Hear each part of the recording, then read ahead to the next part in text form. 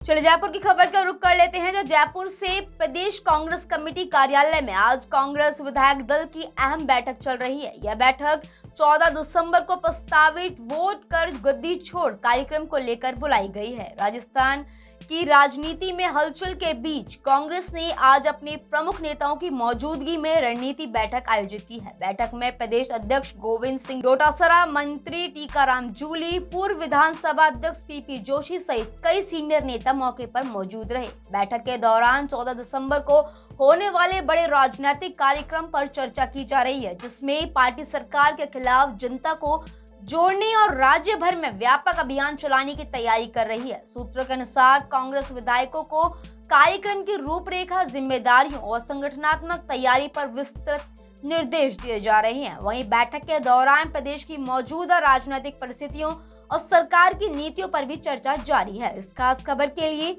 जयपुर से संवाददाता सुमन की खास रिपोर्ट। खेलो इंडिया हुआ है, इसमें 80 करोड़ रुपए का बजट स्वीकृत हुआ, जिसमें 20 करोड़ रुपए सेंटर ने दिए और 60 करोड़ रुपए का चूना हमारी सरकार ने लगाया। ये खिलाड़ियों के लिए नहीं था, खिलाड़ी आए नहीं, जो आए उनको सुविधाएं मिली नहीं।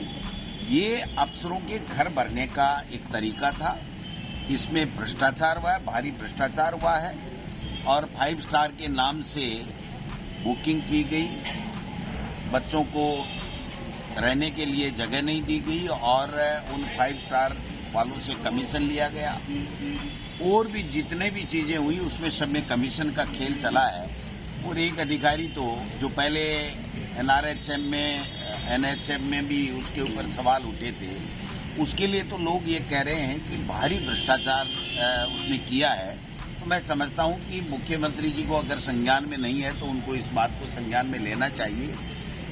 और जब खुद का विवेक काम नहीं करता है तो फिर पर्चियों से चलते हैं और पर्ची आ गई कि आपको कराना है, वरना इनको कहना चाहिए था कि साहब खेलो इंडिया भारत सरकार की जो स्कीम है, तो आप इस योजना के ऊपर भारत सरकार पैसा दे, हम पैसा क्यों दें। और कई जगह भी दिया था लेकिन कई स्टेटों ने मना कर दिया और इन्होंने मना करने की हिम्मत जुटा नहीं पाए।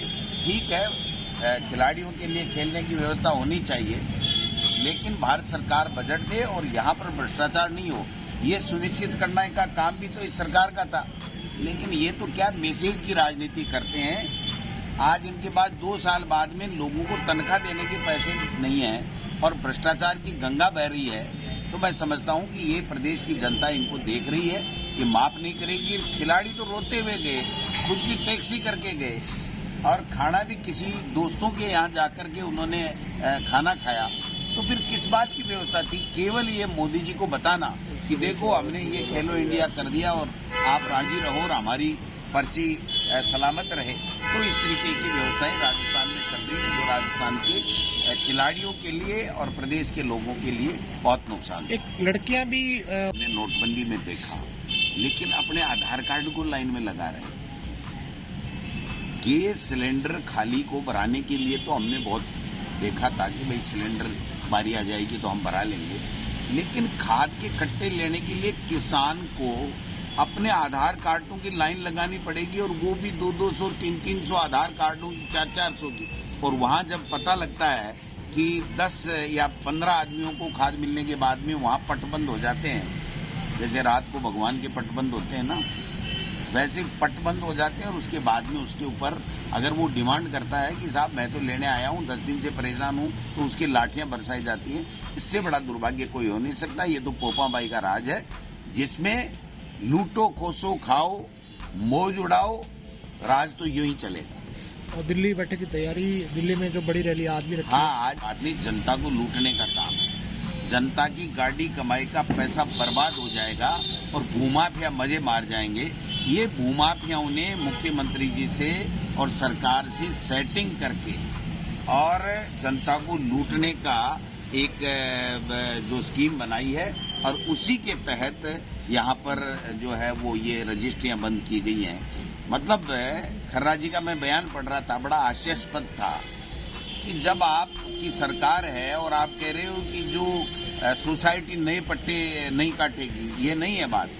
बात यह है कि पट्टों की अदला बदली में भारी भ्रष्टाचार होगा, जनता लूटेगी।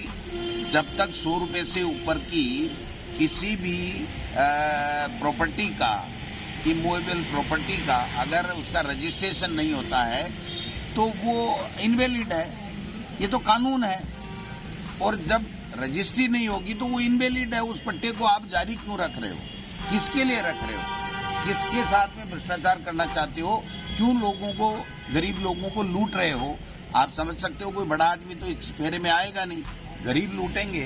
तो मैंने कल भी कहा था, मैं आज भी कह रहा हूँ, मुख्यमंत्री जी को तुरंत संज्ञान लेना चाहिए।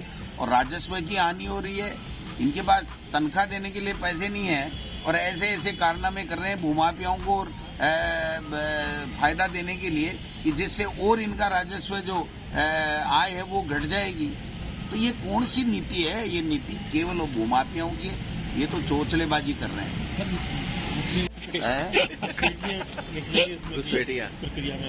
तो घुसपैठिए घुसे किसके समय में? 10 साल में क्या कर रहे थे? खुद ही घुसपैठिए बने बैठे थे।